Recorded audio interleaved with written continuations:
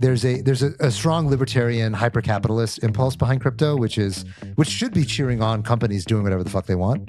Like, this is a permissionless technology, and permissionlessness means you can just do what you want. You can just try a thing and see if it works. Not a dividend. It's a tale of two quants. Now, your losses are on someone else's balance sheet. Generally speaking, airdrops are kind of pointless anyways. Unnamed trading firms who are very involved. I like that ETH is the ultimate Ponzi. DeFi protocols are the antidote to this problem. Hello, everyone. Welcome to the Chopping Block. Every couple of weeks, the four of us get together and give the industry insider's perspective on the crypto topics of the day. So quick intros. First, we got Tom, the DeFi maven and master of memes. Hello, everyone. Next, we got Robert, the crypto connoisseur and czar of Superstate. Aloha. Next, we got Tarun, the Gigabrain and Grand Poobah at Gauntlet. Yo. And finally, I'm Haseeb, the head hype man at Dragonfly. We're early stage investors in crypto, but I want to caveat that nothing we say here is investment advice, legal advice, or even life advice. Please see choppingblock.xyz for more disclosures. So ETH just hit all-time high. I think we are officially in an altcoin market now. Boys, how are you feeling? Exhausted. What about you? Exhausted. Why are you exhausted? Wait, are you not elated? Are you not ebullient? Like, is there not another adjective you would describe yourself as? I like elated, I guess. I think everyone is, in the midst of any high velocity. Lots of coins are moving. A lot of things are happening. The news cycles are getting intense. I think a lot of people get exhausted. So I'm elated and exhausted. There's just so much happening in so many directions. I can't stay on top of it. Is ETH still an altcoin, or are you just generally speaking the markets are moving? I feel like ETH has graduated by this point to not. I feel like if you don't have an ETF, you're an altcoin. But if you do, yeah, you're good to go. You're a major. You're a major. So, I always think of Bitcoin and the alts. Yeah, I think of Bitcoin and the alts, and like majors is like it's like a different way of dividing up things. Bitcoin and the alts sounds like a 1950s like doo-wop band, It's like, next up, actually. We got Bitcoin and the alts. Ether, Bitcoin.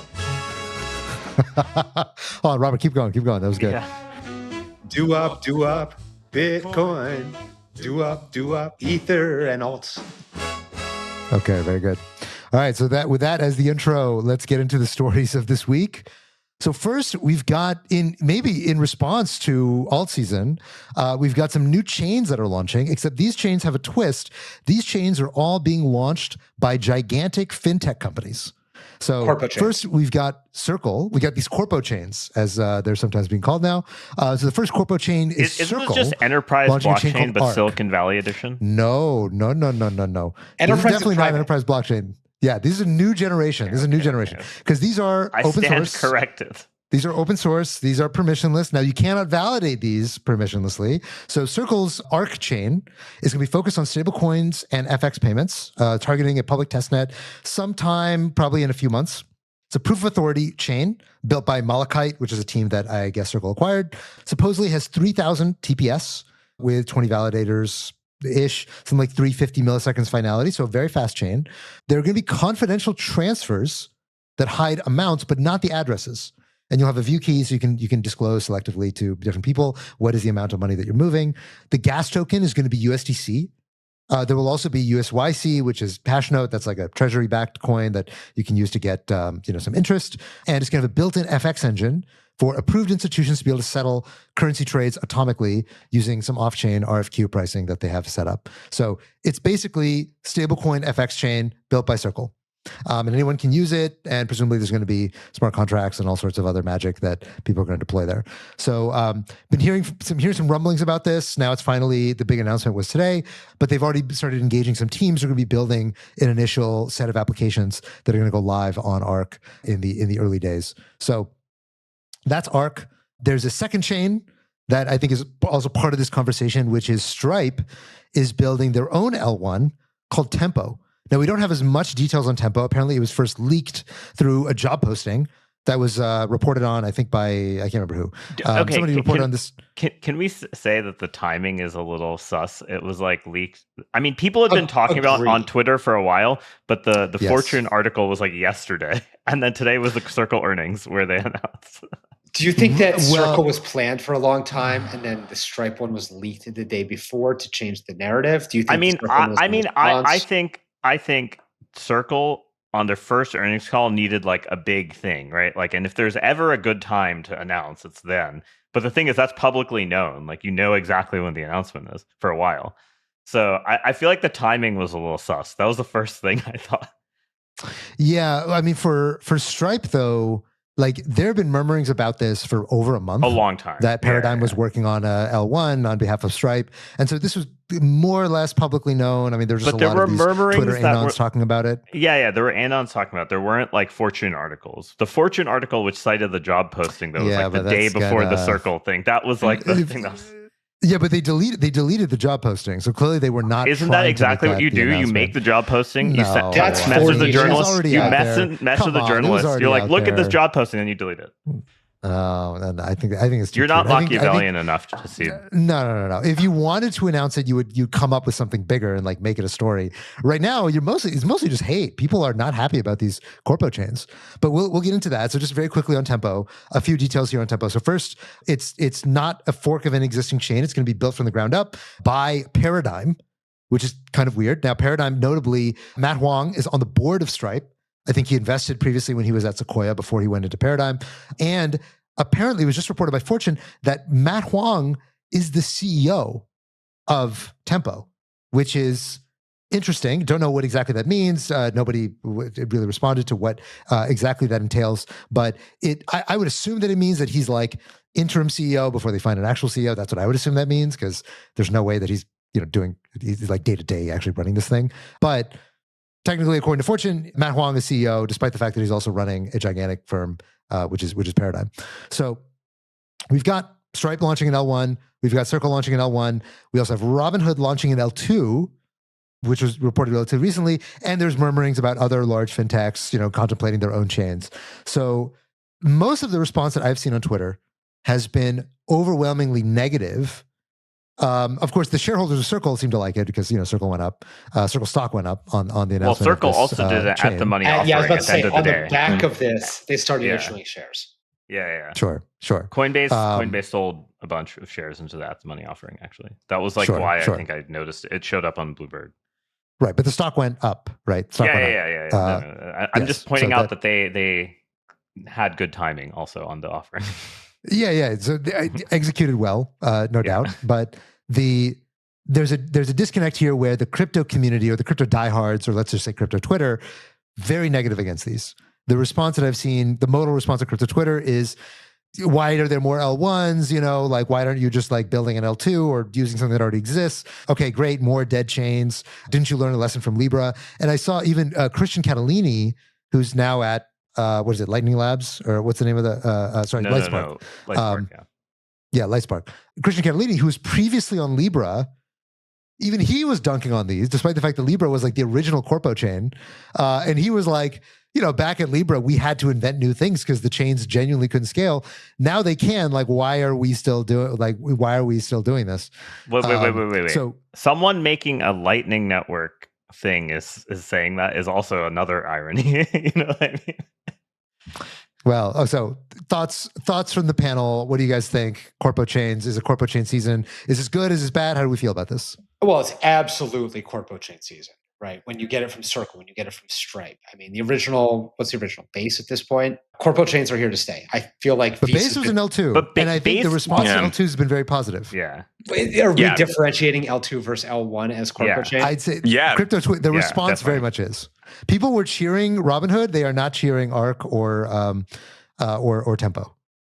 But I would say that Robinhood will accrete roughly the same amount of value back to Arbitrum or Ethereum as a standalone L1 will. I think like either way, it's relatively. So you're the person who believes that L2 Beat should be renamed Bridge Beat because all L2s are just really bridges, huh? You want to wade back into that discussion if you remember that? That's a different episode. But but I don't think there's functionally much of a difference between whether you're launching something that's an L2 or launching something that's an L1. Either way, it's a corporation saying we have distribution, we have users, we have product, we have a reason to exist. And if we launch a chain, we can get a bunch of activity there and win this nebulous concept of market share on our chain. And I don't think it matters how it's built. I don't think it matters where it is. I think the distribution hook is like the entire difference maker between any of these extremely competitive Corpo chains. I think the response from many people is that, well, this is what L2s were made for. We kind of finally built this a stack that's easily replicable, that's extremely horizontally scalable. We have a cajillion of these. We have an entire supply chain. You don't have to build anything yourself. You can just kind of, take it, spin up a new L2 pretty quickly, and you get Ethereum security supposedly from, doing one of these L2s. And yet, it seems like the corporations have not gotten the message, and they're reinventing the wheel, and they're fragmenting the ecosystem even more. And so I think that's a lot of the frustration. I mean, I was posting about this morning, and I got a bunch of people arguing with me in my comments, basically trotting out this argument is that I think mostly Ethereum aligned people who say, like, why are you reinventing the wheel? And this is what L2s are made for. This is lame. I'm like, I feel like I mean, I have perspectives on the merits of having a Corpo chain, but I'm like, ultimately you should then be taking this as a lesson that like your chain is not solving the problem that they have, or your strategy is not appealing, or like you should be like, great, we're going to win in the marketplace regardless. Like I feel like this is almost like a reversion for the ETH community of kind of finger wagging and then like kind of all the bullshit that I feel like we've been going for the past few years that we're finally breaking out of. And now it's like more moralizing, oh, like Stripe should be paying us for, data availability. Like, no, like that's what the fuck are you talking about? Like Stripe has clear business needs, and this is the decision that they've made. I don't think they're thinking about pumping a token or some shit. I think they're just thinking about what is actually going to solve our problem. And so I think the L2, L1 kind of misses the point, which is like what is actually missing in the kind of current roadmap that like is causing these companies to go and do their own chain. I do think the track record for these things has been pretty poor. Maybe things are different this time, but I always kind of think of like Figure as being kind of like the poster child for this, where it's like, okay, technically it's like on a blockchain, but if it doesn't have the properties that actually make a blockchain attractive, which is like it's permissionless and transparent and like people can build on it, then like why did you build this in the first place? You could have just used a database. And I don't know. I mean, Circles thing sounds kind of interesting. I don't know what the plan is for Tempo, but I think a lot of these things will, in my mind, will end up reverting back to we're just using this as basically like a internal ledger for moving stuff around because they don't want to welcome all the hair of like actually having a permissionless dev ecosystem. Okay, so now we have a bunch of, I guess what you guys are calling Corpo chains. I just think of them as stablecoin chains. Well, they're not just stablecoin chains. I mean, like, yeah, that's the primary use case for all of these things. But no. But all of them are tied to some stablecoin, like Plasma, Stable. What's the one you guys invested in? Codex. Is that right? Like they all kind of have this flavor of like stablecoin is like the central object, not volatile token, which is like that's kind of what I view as a defining feature of this crop of them versus like classic L1s. There's a white paper for Compound Chain going back to 2020, which, by the way, might have been the first, but there was a stablecoin as the center object of it with everything built around it. But that's a digression. Yeah, I just mean that's maybe I shouldn't say this is why I guess the semantic thing is like already tiring. The point is that there are these kind of like stablecoin based ecosystems versus like volatile coin based ecosystems. That's like, to me, that's the main difference more than the like L1, L2 classification. But now that there's so many all launching at the same time, it does feel a little like we went from like one Libra didn't work, so let's try to DDoS the government with 10 Libras. You know what I mean? I don't know. Obviously, it's a different world than at that time. I just kind of. Well, to build on to that, actually, I think that is interesting, Tarun. And this goes back to why do people dislike certain ones and love other ones? When the native asset is Ether, all the Ether people are like, hooray, you did it. And when the native asset is a company stablecoin, everyone's like, boo, it's extractive, it's your profit center. And I guess that is the difference in that what is the native asset is a pretty clear way. I think that's what people are fighting about. They just don't want to say it because like they want to be like, ETH is a stablecoin chain, so you can't have stablecoin. You know what I mean? There's like a little bit of that. Or make Ether the native token of your stablecoin chain. Yeah. Well, it comes back, I think, to the age-old philosophical conflict at the center of crypto between socialism and capitalism, which is like there's a strong libertarian hyper-capitalist impulse behind crypto, which should be cheering on companies doing whatever the fuck they want. Like this is a permissionless technology, and permissionlessness means you can just do what you want. You can just try a thing and like see if it works. And then at the same time, there is a strong sense of like, oh, you shouldn't be extracting. You should be giving back to the commons. You should be thinking about public goods. You should be doing quadratic voting or whatever. And like all of this impulse of like, hey, wait, what about the airdrop? Like, it sounds like you guys are just going to extract all this for yourself. That set of norms is like the set of norms that's being implicitly violated. People won't quite describe it that way because I don't think they're self-aware enough. But I think that's a large part of where this is coming from. And when real companies get into the space, they're not doing any of that. They're not going to do that second part of what we do in the crypto scene. Right. Well, cypherpunk feels like it's of the people, and these corpo chains feel like they're by the man. And I think that's the difference. Even though they're both built on like this libertarian, like build a permissionless thing, I think they come at it from such different angles that I feel like the original sort of believers don't feel like it's within the ethos, even if it's libertarian in its nature. If anyone can build anything. Yeah. I mean, look, I fundamentally support any company doing whatever the hell they want. And at the end of the day, if they figure something out and bring more people on chain using wallets in permissionless ecosystems where there are smart contracts and anybody can build anything, I think that's awesome. I basically don't really care whether it's an L1 or an L2 or what, whatever. They can come out, they can call it an L5 for all I care. So I think I remember when CBDCs were the talk of the town, and the central criticism of CBDCs is that like they're not really blockchains. Like they don't have blocks, they don't have chains, they don't have addresses, they're not permissionless, they don't have smart contracts. These have all of those, right? So like whatever you can call these things, these are definitely blockchains. They're definitely increasing the total GDP of what's happening on chain. And they're a complete phase shift from how these businesses have operated before. I think those are all great things and should all be applauded and welcomed by the industry. Complaining that like, oh, they're not using my toy, I want them to use my toy instead of their toy. I agree with Tom. I think it's like very short-sighted and kind of petty. So, I mean, I also think Twitter is just such an anti-signal now that like it misses all the like trends. Like I kind of feel like Twitter's for old people now. There's somewhere else that's things are happening, and I don't know where it is. Where are they happening? Yeah. Where are they happening? All I know is like I don't see anyone who's like loves pumped. Exactly. Like if I want to find the Zora, if I look at the Zora price, it's correlated with usage of Farcaster. It's not really correlated at all. Twitter people are like we're barely noticing it. Or pump.fun stuff, I don't know where that happens. Clearly not CT. So there's like so many trends that just like completely are wrong. Like Twitter gets wrong that I found it to be a signal that's like decayed to like a coin flip almost. It's like a very noisy coin flip. Do young people still call it Twitter, or is that just like an old people thing? Probably. Tom, what do you call it? X? Tom, you're young. What do you call it? You're the youngest of this crew. Yeah. I still call it Twitter. I can't do X. I just can't. I'm sorry. Okay. Yeah. Yeah, don't do X. Never do X. That's you're listen to your elders. Don't do X.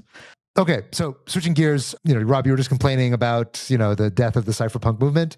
Well, we have a very cypherpunk story that just took place. It's kind of still going on, I suppose, which is that Monero just experienced a 51% attack, which seems to be ostensibly the biggest 51% attack in history. So for those of you who are, new to crypto or, came in post, I guess like 2021. Yeah, we haven't talked about this in like 6 years. Totally alien to you. You think of the world of proof of stake where like, proof of work is like this old antiquated thing that only Bitcoiners care about. But there are proof of work coins out there. And one of the features of proof of work is that you can take over a proof of work chain by doing what's called a 51% attack. A 51% attack is when you control more than 51% of the total hash rate or total hash power that is mining a coin, okay?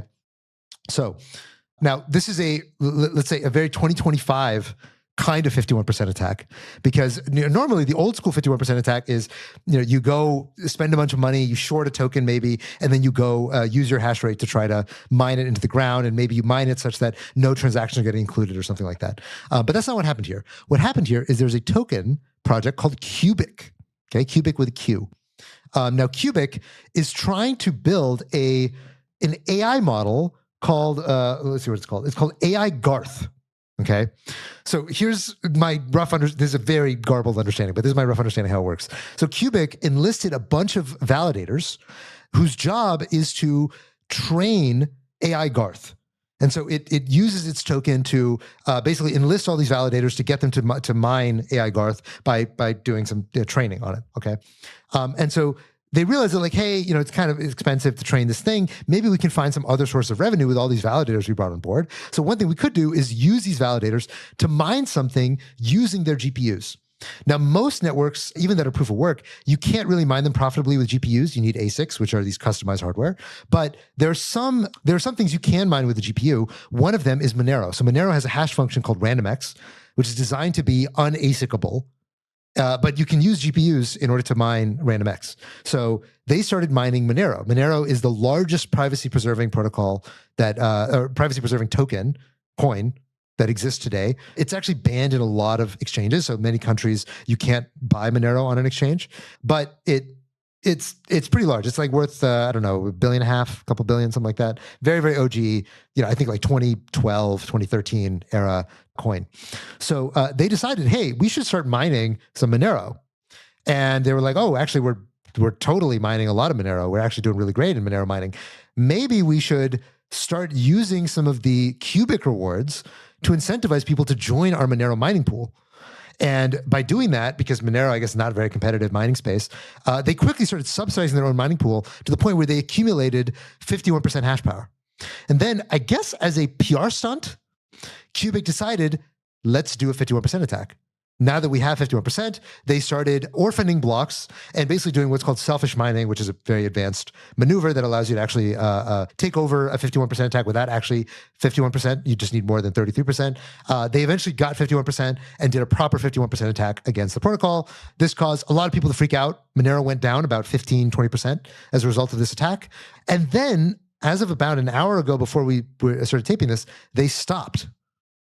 And they stated, this was a proof of concept that we could do this to Monero. Unfortunately, Monero started going down a lot, and they were like, well, we don't want to hurt the Monero price because actually it's kind of good for us to mine Monero, and that's actually very profitable for us in our whole business plan. But this is proof of the power of Qubic and the power, presumably someday, of AI Garth when AI Garth rises out of its GPUs and takes over the world. So we don't own any Qubic. This is not a Qubic advertisement. But this is the story of what happened with Monero and the 51% attack. Bizarre story. I don't really know what to think of this other than that, like, yeah, probably we're well at the point where these proof of work tokens that are smaller than Bitcoin probably are not fundamentally secure. But then maybe they are, because Qubic stopped and they mostly just took it as a publicity stunt. Thoughts on Qubic, AI Garth, Monero? I feel like I got into crypto because I love thinking about all the game theory of like when you should actually do a selfish mining attack and like what the optimal strategy was. And there's like a million paper. Actually, I think one of my first papers I wrote was on this kind of related topic. But in general, I think the fact that you have to reason about this is actually one of the reasons proof of work is like I think proof of work in a lot of ways is better than proof of stake. But this is the most obvious way in which proof of stake is just much easier to reason about the security model, like a million times easier. So, and proof of work does feel like it has the thing which is like winner take all, to your point, which is like the largest coin will aggregate so much more of the electricity that like the economies of scale just go away for everyone else. Whereas in proof of stake, that's not really true because it's so reflexive on the staked asset price. But I think it's actually kind of cool that this like third party asset was needed to aggregate. I think in like Bitcoin selfish mining attacks, there are like the attempts, like people are the miners are too religious to take token incentives or something. But in Monero, clearly that's not the case. Well, what's also interesting, so Qubic is a $300 million token, and Monero, I misquoted, it was actually worth $6 billion at the time that they attacked it. And so it almost feels a little bit like what was that thing that was taking over Curve? Convex. But I mean, that was a friendly. Found Convex? Yeah, Curve made Convex. Okay, what was the other one? There was one like Butterfly or something like that. I can't remember the name of it, but there was something that was like taking over Convex.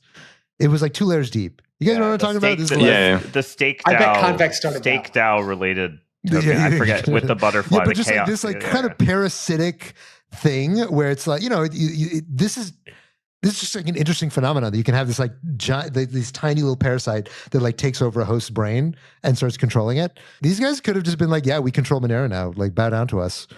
I think this is a really good use case of dead meme coin capital. Do you think so? Because like, what is Qubic? Incentivizing, Realistically, it's like not that different. Yeah, exactly. Use the meme coin. Once the meme coin gets to enough Hey, you market don't know cap- it's dead until AI Garth comes out and fucking comes after you in your sleep. I mean, AI Takes Garth over your doesn't rely on machines. Qubic. Realistically, you only needed I would Qubic say to AI Garth bootstrap is to such pay a for good AI name. Garth.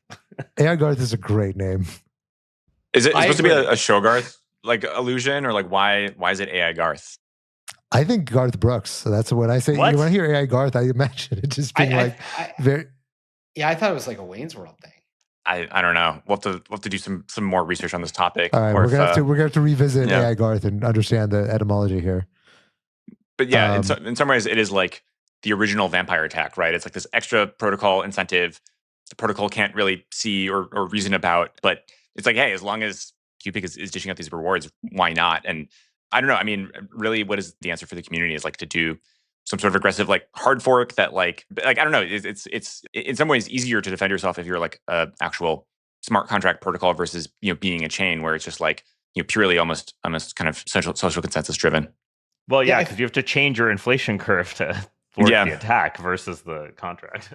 Yeah, I mean, so everything in crypto is about economic incentives, right? Economic incentives create all mining, therefore all security. They create validation and proof of stake systems. Like applications use crypto incentives, protocols, everything uses incentives, right, in different ways. And I think the sort of experimentation and research side of using incentives in other systems is extremely underexplored, right? So far, we've done a tremendous amount of work and research as a society on how do you use incentives in your own system with your own token. And there's been very little research on how do you use incentives in other systems besides, convex and curve, right? And so I think this is deeply underexplored. And I hope that there's just like a lot more experimentation here and people trying kooky and wild things that everybody can learn from and adapt from. So I will say I feel like there have been a lot of these experiments. Like Solana prior to the FTX crash, I feel like a lot of the DeFi protocols like that you've never heard of were all doing this to one. Like I would argue they were like doing convex on steroids, and then FTX happened and then it kind of blew up. Because FTT kind of acted as the base vampire attack token you could kind of use. So I'm kind of more curious, like which ecosystem is PvP enough that this will just become people will do the experiments. My guess is actually Hype EVM is like a natural place because you have a huge market cap base coin and these small, which you can like earn yield from. That was much higher than the market cap of these smaller coins. And so if you can incentivize people to leave enough of the hype in your protocol, you can kind of like aggregate enough of some of the other tokens or take over the other protocols. I love that. I love that guess. Yeah. That's my guess. Hype EVM, because there's such a big gap in market caps that also the ethos of the chain is like it's PvP by nature. Perps are zero sum game. Like every dollar profit comes from another user and vice versa, right? And so the ecosystem I think is like from a vibe perspective, I think well founded for a little bit of like application PvP in a way that a Corpo chain is not. Yeah, and I think Solana pre FTX was also a little bit more like this than it is, much more than it is now. I think I mean the other side of the horseshoe is like I don't know if you guys have been following kind of what's happening in prediction markets where it's like it's an extra protocol incentive to have something happen in real life. And obviously the sort of cypherpunk meme is like the green plastic objects. Yes, being thrown people are throwing objects on the WNBA courts. I believe it's been happening for like 4 or 5 nights now, and now they've had to implement like a no bags policy, or like I saw someone said they like put up nets. But it's similarly, it's like you have real money incentivizing people to have some sort of outcome that was not sort of planned for internally on like the host. And I don't know. I suspect we'll like continue to see more stuff like that just as like the bounty grows. We were worried about Oracle manipulation, but really we should have been worried about Oracle's manipulating you. Who's betting no in these markets? Why would you bet no? Like, AMM LPs in some cases. Yeah, why is there anybody on the other side of this at this point? Statistics. You're betting against the crowd, I guess. Yeah, you're betting against. You're betting on WNBA. You're betting on the enforcement policy. Yeah. I mean, there's a price you would bet at. You're not going to bet like 99.9, right? Yeah, sure. Okay, yeah. They're actually that's how they're paying the WNBA bouncers now. Is they don't get paid cash. They only get paid in no shares, and they get zeroed out if they don't. That's actually smart. I love that. I love that idea. We found a new business model. Yeah, I like that. Okay, well, coming back to this Monero story. They're actually that's interesting to me about this Monero story, beyond just like the surface level. It's kind of cool to have AI vampire attacks. What's interesting to me is that like this is a preview of what will someday happen to Bitcoin, right? Because Monero has a tail emission, meaning that the inflation never goes to zero. The inflation, I think it ends at like 60 basis points or something per year, is the tail emission. And many people have talked about, okay, well, Bitcoin, the emissions have every single 4 years until eventually, I think by 2100 something, it goes to zero, no more emissions at all. And at that point, it becomes trivial to 51% attack Bitcoin, the same way that you saw that Garth was able to do this to Monero. Now, it's a lot more money to do that to Bitcoin, but as the emission keeps having, it becomes exponentially easier and easier over time. And so this attack, like this kind of thing will happen to Bitcoin at some point. If this thing just if the price doesn't increase exponentially, if it increases exponentially, then all the GDP in the world is going to go into Bitcoin, which doesn't really seem plausible. But it's very plausible that the halvings just keep coming. So I think we'll keep seeing this. We'll keep seeing these sort of previews of, hey, this is on the menu for Bitcoin, and Bitcoin needs to have an answer at some point. Not yet. It's not 4 years away. It's not 8 years away. Not if it goes to 10 million, Nasib. Of course. At 10 million, what is 10 million squared? A lot. Yeah, it's a lot. Yeah, it's good. That's the correct value. 10 to the 14. 100. Yeah, 10 to 14. 10 to the 14, which is what in 100 quadrillion or whatever, right? 100 trillion is 10 to 12. Sorry, 100 trillion. It's 100 trillion. Okay, yeah. So that's more than world GDP. Yeah. So if Bitcoin is not more than world GDP, then it's going to be in trouble. So all that is to say. So I guess this is again one of all those weird things where like it's proof of work is way more fun to have to like reason about all the threat model, but it's also like very annoying in practice. Yeah, no, it is. And to be clear, I generally think that proof of work is not long for this world, and I think it's probably not the right way to build any new protocols today.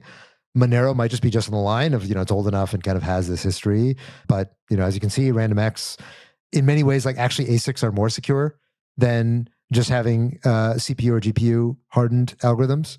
So there was some, maybe foresight in people who just said, look, embrace the ASIC. I think that was probably the right choice. It's also true that, we don't have these kind of conversations anymore about these are the things that I remember when I first got into crypto, 2017, 2018. This is all people talked about. Is like, oh, is Bitcoin someday going to be insecure? And, selfish mining was a pretty new thing. And talking about hash rates, distributions getting too big or too small. And looking back to the Corpo chain conversation we were just having, why does it not matter that a Corpo chain is an L1 or an L2, to Robert's point? And the answer is that, well, obviously the root of trust is the company, right? Like if the company decides, hey, we're turning this off or we're changing this, doesn't matter if your security is quote unquote rooted in Ethereum, right? There are obviously, for all these L2s, there's so many moving parts that it's not really true that this thing is entirely dependent on Ethereum. And if Ethereum goes away, you can just kind of trust all the assets, especially when the company themselves is asking is the for a lot of people. On the chain. You're asking for a lot of people in your replies with that statement. I mean, look, the army is going to come after you. The army's going to come after you. And I don't think the army is coming. Not for this. Like, if you're Stripe and you're using what's Bridge's stablecoin, whatever it's called, the Bridge has a stablecoin or something. Yeah, I think that's right. If your primary stablecoin is Bridge's stablecoin, and that's what you use to pay gas, and Circle is like, okay, USDC is what you use to pay gas on Circle chain. Then, if you just don't acknowledge this fork that, the canonicalization rule on the bridge says this, but we say that, the end. So that's why I think it's a little bit of a fig leaf to say, okay, this thing is an Ethereum L2 or it's not an Ethereum L2. Because we've already determined the fees that they pay to Ethereum are negligible. So anyway. I guess they pay in marketing value. Right? Like Ethereum does market. Ethereum's at all-time high, right? Like what is there to complain about at this point? It kind of makes it seem like a sore. There's always something to complain about. That's the lesson. Ethereum's at an all-time high because Tom Lee can dance. All right, let's be real. That is true. That is true. And also that is not net of inflation because there's been a lot of inflation between this time and last time that Ethereum hit 4,500. Yeah. So, okay. So let's talk 401ks. Let's get exciting. We've talked too much cypherpunk stuff. Let's get real. Let's get to the real meaty stuff. So Trump recently passed an executive order allowing anybody to buy quote unquote alternative assets in their 401k, including digital assets, crypto. So that means 401k plans can now offer crypto exposure via managed funds if the fiduciaries deem it prudent to do so. So you're not, that doesn't mean that for sure in your 401k account you'll be able to buy crypto. It's ultimately up to your 401k provider. So this was largely perceived as being very bullish. There's also, you can also buy real estate, private equity, other alternative assets are now available within 401ks. Cool. Thoughts? 401ks? I can't wait to buy Dogecoin and make it a 401k9. Oh my god! Oh my god! I'm gonna slap myself. This really is the chopping boomer now. We got dad jokes. Did you plan that? How long did you? No. I didn't make that up. It actually came from a Dogecoin marketing video in like 2017 or something. What? Yeah. About some guy who's cashing out. It's been lodged in your brain for that. Yeah, it's been lodged in my brain. There's some sequence of neurons that output that thing is crazy. Because there's no prospect for 401ks being able to own Dogecoin ever. And so the joke was I'm cashing out a 401k to get a 401k9. That was a joke from Dogecoin like almost a decade ago. Wow. This is why AIs will never beat humans. Exactly. Because memory. They'll never do what Robert just did. That's the power of human creativity, was to connect those two things together. That's beautiful. Yeah, but for real though, I actually think it's phenomenal. I think, assuming that retirement accounts are managed by fiduciaries, being able to open the aperture of what assets are allowed is good. It's possible that because, everyone's forced into one asset class, namely like equities, that like valuations have gone up over time as a function of like, that's the only thing people buy in mass, right?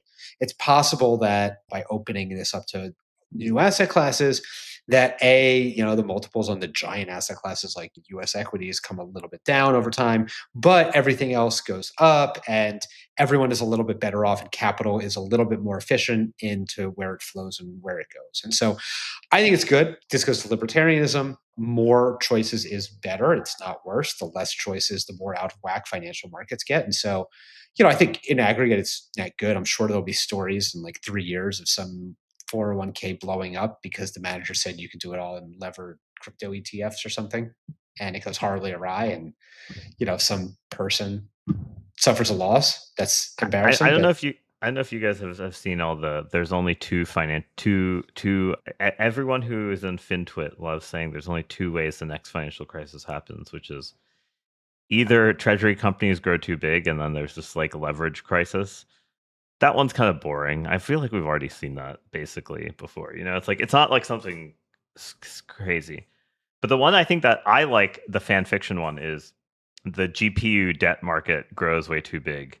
And you already are seeing like all the Mag 7 people like borrowing in a way that they've never really borrowed before to finance things. And I think that would be hilarious if sort of like the 401k allowing private investment led to too much GPU debt financing, and then that blew up because GPU debt financing can oftentimes be some of the stupidest things you've ever heard of, because how do you mark the depreciation of the GPU? Because it actually will vary with each chipset, and by the time you figured out how like the defect rate and how many burn in, you've already like made it to the next generation of GPU. So there's a little bit of a NVIDIA is like kind of Geppetto running the Ponzi scheme of that market, and it would be funny. Like that's my fan fiction for the next financial crisis from this. So the next financial crisis, NVIDIA gets 10 times bigger, and all the rest of the major tech companies are debtors takes on too much debt and become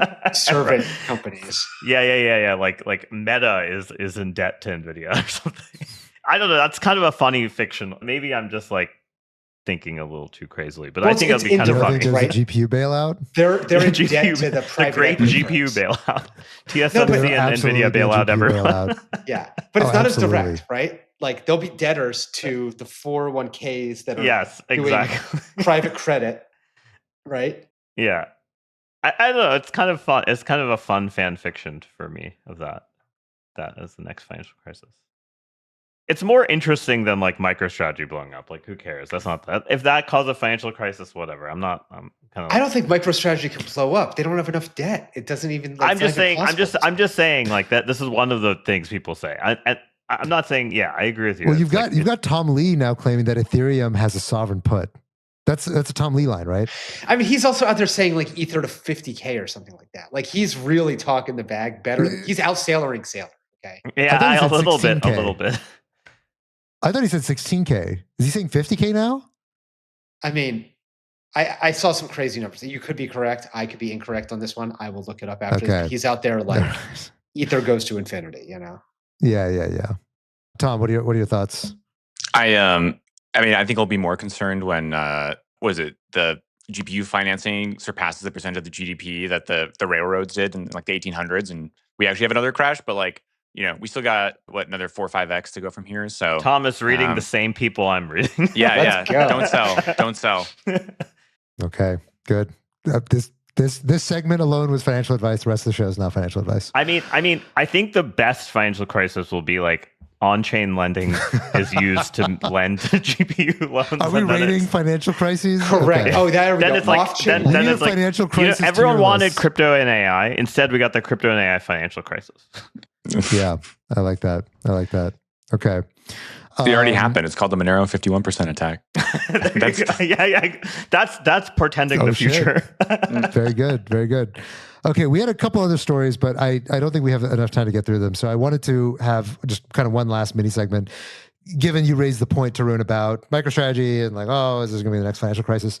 So there was a debate that we hosted that was actually Tarun, you commentated, which was a debate between Cosmo Zhang from Pantera versus Gordon Liu, I think his last name, from Circle, who's the head of research at Circle. And they were debating whether or not digital asset treasuries, also known as DATs, are good for retail, and implicitly whether or not they're going to blow up and whether or not they are sustainable. And it's interesting because over the last couple of weeks, obviously we've seen a lot of growth in Ether and in altcoins driven by a lot of the increase in market cap of DATs, and more issuance and more buying and more energy being thrown into them. At the same time, we have also seen MNAVs, which are the multiples to NAV, coming down. So MNAVs have been compressing across the board, which does seem healthy. It seems like a sign of like, hey, that's a good step towards sustainability. If they remained elevated or if they were even increasing, that would be catalyzing more mania. But it seems like the situation is either stabilizing or even compressing to some degree. And it seems now like it's harder for new vehicles. I mean, we get pitched vehicles all the time. I assume you guys do too. It does seem like it's getting harder for these vehicles to get off the ground and actually be able to go to market. So thoughts on state of play, what's going on in the DAT mania? I mean, DATs be crazy. I don't think Robert, the DAT mania. Are you gonna like sing the whole the nursery rhyme now? The DATs be crazy, DATs be sick. That's good. Now, on the next episode of the Chopping Block, we will be doing more song.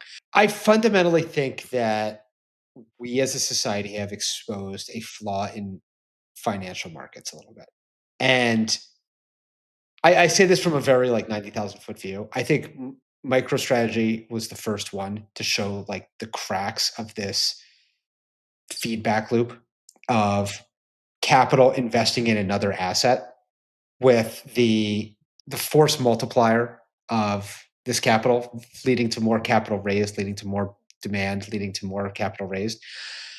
I think what's happening right now as it spreads to every asset class, I think, major assets like Ether that are smaller market cap, less liquid than Bitcoin, et cetera, like the effect of capital is larger. And I think this next wave of Ether DATs is going to be more convex in what happens than MicroStrategy and Bitcoin has been. In a good way and maybe in a bad way in people's fan fiction, right? Like I legitimately think that the rules of how markets work might be a little bit broken right now. And I'm a little bit afraid that these DATs are going to get too big and they're going to accumulate too much Ether, and it's going to lead to a mania, and then something bad will happen and everyone's going to learn a big lesson from this. in one way or another. So you say it's going to lead to a mania, meaning you don't think that where we are right now is mania. You think there's a mania to come? I do not think we are all the way up the mania curve. I think we're like the 5th inning. What do you think mania looks like? How will you know it's mania? Mania. Why does everyone who talks about DATs use baseball analogies? I don't know. Maybe everyone says some inning is opposed to like X% of the way. so I'm like, why is everything use the inning analogy? We are 55% of the way. That was an out of left field comment. Yeah. No, Tarun usually has a good batting average on his comments. I feel like that was pretty good. Yeah. That was a little foul. But I don't think we're. Yeah, I think we're like roughly halfway. I think like, but what does mania look like? How will we know it's mania? Give us the mania sort of tour guide. Signals. What are your mania signals? Okay, here's the mania signals. Like, do you guys remember the tech boom in like the late 90s when it's all anyone can talk about anywhere? Well, I was a child. I don't remember it. I was also a child. I do remember the pets.com ads that stopped. Yeah, but no, when it invades like the mainstream conversation and it becomes the mainstream conversation, it's all people talk about. Like, I'm sure it was the same way with the railroads. Okay, it is true. I've been in multiple boy tip. I've been in multiple Ubers I was around for where the Uber thing, driver's been trading XRP. I know, but seeing Uber a lot of drivers have XRP been trading XRP for years now, right? Yeah, like, normies aren't talking. The more often you see it, the more you know that people are like, you know what I mean, like. Totally, but while you're in the car and they're driving and they're trading XRP, you're like, all right, this is like the urgency is high. Totally. I just think there's the possibility that capital flows from the quote real economy and the tech economy into the DAT economy because it becomes extremely cyclical. And I think it's possible that crazy things happen, right? I think it gets way bigger than it is today. I think we're seeing these massive flows of capital that are moving markets when these DATs, like especially the Ether side, are like $1 billion, $3 billion, right? These DATs can easily get to be 10 billion, 30 billion. And I think it can have a significant effect on the underlying assets in an unsustainable way. And I think it's going to get, my prediction is that everything goes up way higher and then crashes in a massive fashion. I agree that there's going to be an unwind. At the same time, like I feel like the critical thing to be watching, capital flows matters, but I feel like the critical thing to be watching is the MNAVs. And like, as long as the people perceive DATs as machines that magically wrap an asset and make the wrapper worth more than the underlying, people will keep wrapping things. That's how capitalism works. That's what the price signal is. It's supposed to be an incentive to keep doing the thing that makes prices go up. So as long as DATs are this like magical wrapping paper, people will keep wrapping every present they can possibly find. But I think already I'm seeing that going away. Now that speaks nothing of MicroStrategy, speaks nothing of SBET or Bitmine. And so the big DATs, they may stabilize. There may be like no new ones. It may be like, okay, now it's got a MicroStrategy and the Seven Dwarves, and like there's no real room for any more. But even as those guys are at scale, if the MNAVs are compressing, I don't see a reason why these can't just exist in equilibrium. Now, I agree with you. Crypto is cyclical. Markets are cyclical. And when the cycle goes down, they have to sell the underlying. That's just kind of how capitalism works, or like shareholder capitalism works, is that the shareholders will demand that they sell the underlying in order to, buy back the stock. But that, in a way, like that's already what happens in crypto, is that, things go down after they go up. I would add maybe two things. One is Cosmo's argument at your thing was horrendous. He missed the most obvious positive reason for DATs, which is if the assets held by the DATs can earn yield, then they should have a positive MNAV, right? Because arguably the reason these things have grown so much is because like the SEC was like lazy about staking ETFs. Like realistically, once ETFs allow staking, like that argument does also fall away a bit. No. But the thing is, the DATs went from 0 to 99% staking on like day one, right? Whereas like the staking ETFs have taken so long, they have all this volatility drag, they have all these requirements of how much can be staked. Well, whatever. There is the Osprey Sol staked ETF now, but all of them don't stake everything, right? They're not as max yield. They're not as max yield as the, which is a obvious reason that these things should be valued more than the ETF. Like it's different than the Bitcoin ETF because there's actually this drag cost that the ETF regulations force you to like keep some not earning yield, whereas like these companies can do whatever they want. Well, Lido is not a security now, so you could use stake ETH. Yeah, but like they have requirements on like concentration limits for them of like, especially for the in-kind redemptions. Staking ETFs are actually now kind of a shit product because this is a way better way. If you want that exposure, you're a public market investor. You don't want to know what a BLS signing key is at all. You would like hope to never hear that. I mean, it's a very different product, right? I mean, it's a closed-end fund basically. But the closed-end fund selling your position. It's a closed-end fund that's getting yield everywhere on chain in that ecosystem. So like in theory, if the ecosystem yield is going up, the MNAV should be positive, right? Right, but the MNAV is so volatile relative to the underlying yield, right? I don't disagree. That's because everyone's like trying to price like what are these companies actually going to do with the assets, but like they are actively trying to deploy them, and so I think that is to me a real reason that they should have a positive MNAV. Now, to your point about the equilibrium. Yeah, if you have too many of them crowding each other out on the yield trades, then that's bad, right? Because then they're going to collapse each other's MNAV in the kind of long-term limit, not this current mania. Yeah.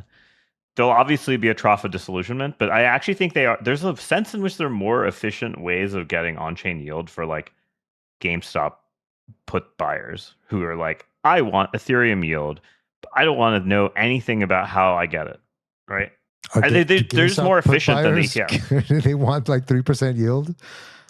No, but like I mean, they can do levered staking. Like that's my point. Is like the treasury companies can go loop whatever, right? They're not restricted to that. That in and of itself should mean their MNAV is way higher than the staking ETFs. Right. Fair. Very fair. Okay. Well, we're up on time. I believe Tarun and Tom have a dinner to be late for. So it's Leshner's fault. I guess. Yeah, we got to wrap things up. Yeah, blame me. It's all good. It's all good. Thanks, everybody. We'll be back next week, and we'll follow up on the DAT story. See you, everyone. Yeah.